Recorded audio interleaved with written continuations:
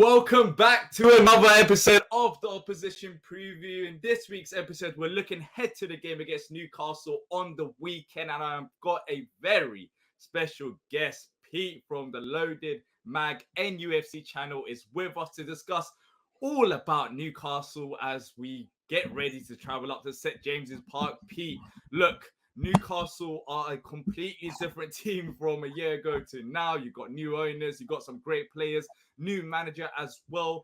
Currently, you're only sitting 1 point above us in the table. So how would you sum up your start to the season so far? Being honest, I don't think it's been a bad start. I think if you ask any Newcastle fan, they'll say they'll be pleased with the start of the season. Obviously, we expected to beat Forest at home, but going away to Brighton, Wolves, and Liverpool for your first three away games, and not three easy away games, and then your other home game is Man City. It's not been an easy start, and to have 6 points on the board after that, I don't think I complain and only have sort of one defeat on there, which we probably would have expected maybe two by then. So, can't complain. Could have been better. Definitely could have been better. We had opportunities to make it better, but I think we're going in the right direction. So we're quite content at the moment. Yeah, you should have beat Brighton as well. They got massively lucky. I don't know how you didn't win that game. So look, at least you're playing some good football and have been unlucky at times and also have picked up decent results, especially against Man City at home. But talking about your previous game against Liverpool, that last minute kick, trust me, I know how it feels. It does hurt. But how would you describe that game for the neutrals that didn't watch it? Because you did go 1-0 up against Liverpool away from home at Anfield. Similar to us, we managed to get a point. But where did it go wrong for you guys? Where it went wrong for us is the referee. Being totally honest with you, the referee, you could tell from a couple of minutes in that we weren't getting anything at Anfield. No major decisions were going our way. It took a fantastic goal to put us in the lead, and we deserved to be. With Liverpool, for all their possession, created nothing. They had one where they took it round Pope, and then Pope pushed them wide. He smashed it over the bar. Was nowhere near the goal. Other than that, they had nothing. They didn't create anything, whereas we were closing them down. We were blocking attempts out. And it wasn't like it was all backs to the wall. We're actually doing it quite high up the pitch, which was great. But the referee was giving them some shocking decisions that was just like stopping our flow a little bit as we were growing into the game. Certain decisions that were being made that were just kind of stopping us play. But we should have been 2-0 up. Isaac scored in the second half. Fantastic finish. Well, they say it was offside, but I don't know if you've seen it. How they can judge that was offside from the camera angle they used, and they only had one camera angle. I don't know how they could manage to create lines that could put him offside for that, because it was a joke. It was a joke. It seems to be that they just make up decisions on what they're doing with VAR from 1 week to the next, from one game to the next. And we could have quite easily been 2-0 up. And I think if it had been 2-0 up, we would have at least took a point off them. Because again, in the second half, they did not create many clear-cut chances. The only one they created was the one that they scored to equalise. The last one wasn't a chance created. It was just pure luck. The game should have been done by then. But look, it is what it is. I think if, most of us would have said it probably would have been a narrow defeat if we'd have given our predictions anyway to the game at Anfield. But it is a bit of a bitter pill, the way we played and the way we defended and the way we caused them problems to come off it as a losing side. Yeah, and like talking about the offside, there's been so many times this season where they specifically said when VAR was introduced, clear and obvious. Until this day, that clear and obvious is not getting used because some of these decisions are simply not clear and obvious, and they somehow say it's offside. First of all, you're looking at frame rates, so you don't exactly know precisely at the moment that ball was just exactly released. It's just too tight for it to call. And that's why, for me, they need to change the offside rule because it doesn't make any sense. He's free on goal. They wasn't going to stop him anyways, even if he had his toe behind whatever player's feet. Like, it's just ridiculous. It's just ridiculous with the offside rules. We've seen it this season as well with Palace as well. So I understand your frustrations there. But in terms of, you mentioned the defense there as well as the attack. So in terms of strengths and weaknesses, where do you think you guys stand going into this game where Palace could potentially exploit, or areas that Palace should completely avoid? You know, it's quite tough to say because I actually don't know who's available for Saturday's game. So you know, if I was going to say there was an area to exploit, it would probably be the midfield without Bruno Guimaraes. Now, to be fair, I can't argue the midfield played really, really well last night. But if there was a player or person to target, it would be Sean Longstaff. He's probably the weakest of our midfielders, and getting midfielders to play off him and playing around him, you'll create your own space because he does sometimes go wandering. At the back, I would maybe say through the middle with pace could be an area. Maybe Fabian Shaw on the board, he's very, very good defensively. Sometimes he has some lapses, so maybe that's a way in. They would probably be my two areas where I'd say that we could maybe be exploited, but that's going with the team that I think it could be. I mean, there's talk that Bruno might be available Saturday, so that might change things. But they're the two areas that I would say are where Palace could probably exploit. Yeah, look, it's going to be a tight game regardless. Even if you don't have them players available, of course, it's going to be a massive miss if you if you don't have them on your side of perspective. And Saint Maximan and Guimaraes and a few other players that could be potentially missing from this game, which is a positive for Palace fans because we had a annoying 1-1 draw against Brentford where we just absolutely bottled it in the last minute as well, where we should have won the game and we just changed up tactically and then it cost us. But look, enough of the previous games and mentioning about some of the players that you talked about there. On the Palace side of things, who are you most worried about going into this game? I think the obvious one's Wilfried Zaha.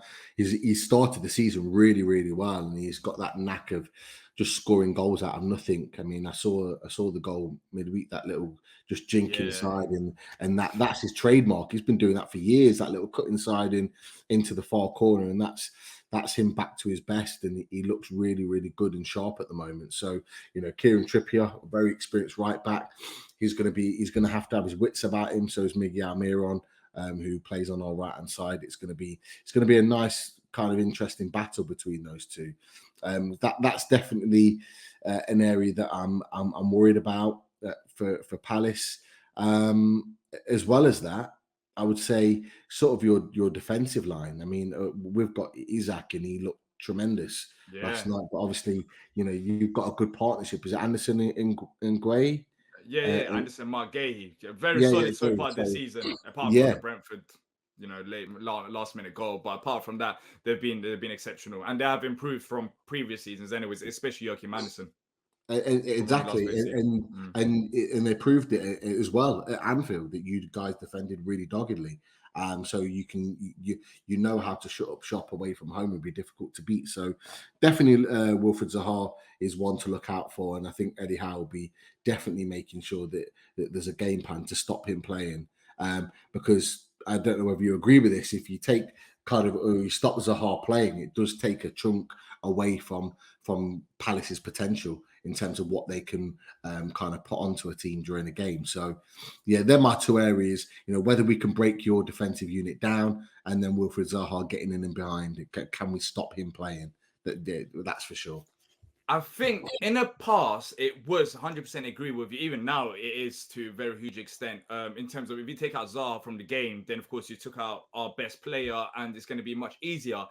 But it becomes harder to target when you have Elise on the pitch as well as Zaha because they're both skillful players. And we saw it against Brentford where Brentford were targeting Elise, but then you have to also target Zaha as well. So it's going to be an interesting battle. I'm looking forward to this game because I feel like both teams have got talent on the pitch. But you mentioned about injuries as well. But who's been your standout player for Newcastle so far this season and you expect to start in this game? One player that comes to mind, especially with free kicks, is Trippier.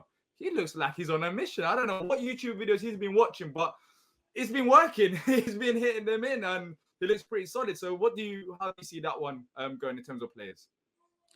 Trippier is definitely one that's kind of been on point at the moment. He's had a really good start to the season. He's had a pre-season, obviously coming back from a bad foot injury that put him out for 3 or 4 months. That was a difficult period for him, but he's really showing his quality and his class now.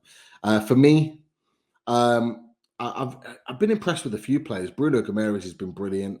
Alan Maximin, although hasn't got a load of goals or assists. Yeah. I think he's got 1 goal, 2 assists, which is still a decent return.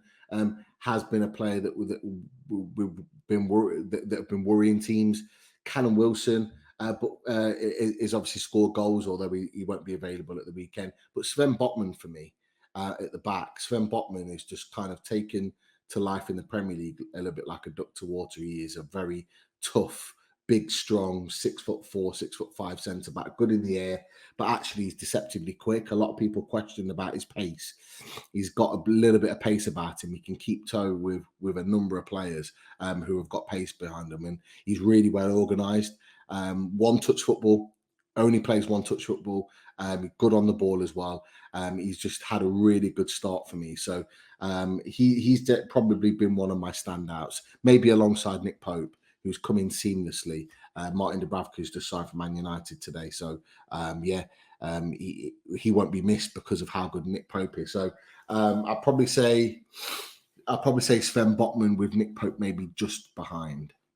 Yeah, look, you've got some quality players, and we did have I remember last time around, you guys beat us at St James's Park. That was after our semi-final defeat in the FA Cup against Chelsea.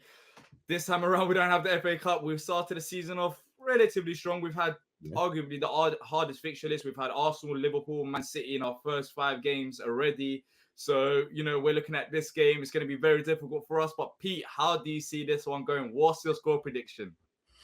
They're always a tough game when either we go to Palace, Selhurst Park, or you guys come to St James's Park. Like you've already alluded to, it's going to be a close game, I believe. I think it could be potentially another 1-0. I'm going to go Newcastle because I think the Newcastle players are hurting after that. And I think they'll be properly revved up to really go out there on Saturday and make sure we get that result. And I think Eddie Howe is determined to make that happen. All it would take really is a Bruno Guimaraes to come back, or a surprise return of Alan Maximin, adding to that quality that could really lift the place. Bruno Guimaraes in particular. But if I was going to go for a result, I'd go Newcastle 1-0. I think it'd be a tight game. Yeah, I think it'll be a tight game as well. But I'm expecting a few more goals than a 1-0. I predicted a 1-0 against Brentford. It finished 1-0. It should have been 1-0. We were just silly. But look, we're hurt as well. 2 teams that are hurt. Wilfried Zaha came out after the Brentford game, and he did say that, he was like, I don't understand it. I don't understand why we just let go after scoring 1 goal. So we want to bounce back. We look at this game as a very difficult game. Don't get me wrong. I think it's going to be more difficult than a Brentford game due to St. James's Park's atmosphere. Ever since the takeover, it's been absolutely fantastic. So your crowd will be up for it.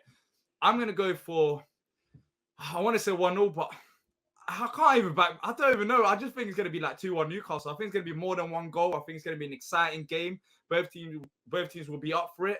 I just wonder if we'll be able to handle the pressure. I want to say 2-1 Newcastle, but in a way, it can be 2-1 Palace as well. I'm just expecting at least 2 or 3 goals. But look, thank you, Pete, for joining us. And where can they find all your great work? Well, firstly, thank you for having me on. Always appreciate it coming to chat TD. But yeah, you can find us at Loaded Mag NUFC.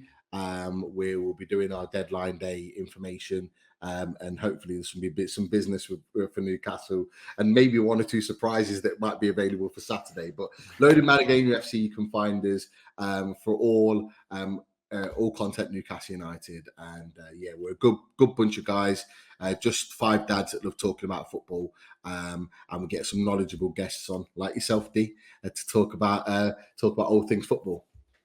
Exactly. Look, make sure to check out the Loaded Mag NUFC channel, because we'll be on there for a preview as well. Thanks to everyone who has watched this. Leave a like and subscribe. And before you go, let us know in the comment section down below your predictions ahead of the game. How are you feeling after that 1-0 draw against Brentford? And until next time, up the Palace.